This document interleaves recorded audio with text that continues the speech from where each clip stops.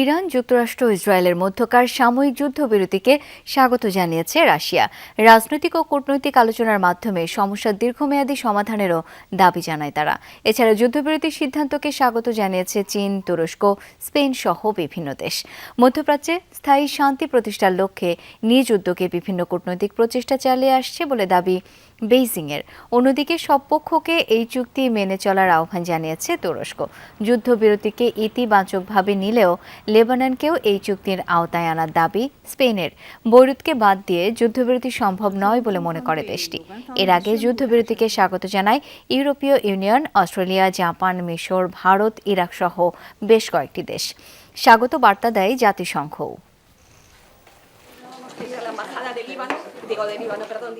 Эта эскалация в мирное русло, скорее. রাজনৈতিক ও কূটনৈতিক আলোচনার মাধ্যমে সমাধানের পথ খুঁজতে হবে। গতকাল বিভিন্ন পক্ষের কঠোর বক্তব্যে বিশ্বজুড়ে যে তীব্র প্রতিক্রিয়া তৈরি হয়েছিল, সেই প্রেক্ষাপটে যুদ্ধবিরতির খবর আমরা স্বস্তির সাথে গ্রহণ করছি। Жестких заявлений. গতকালের যুদ্ধবিরতির খবর অবশ্যই ইতিবাচক, তবে লেবাননকে ছাড়া কোনো যুদ্ধবিরতি সম্ভব নয়। এর পাশাপাশি শান্তি ও আন্তর্জাতিক আইনভিত্তিক শৃঙ্খলা পুনঃপ্রতিষ্ঠা করাও জরুরি।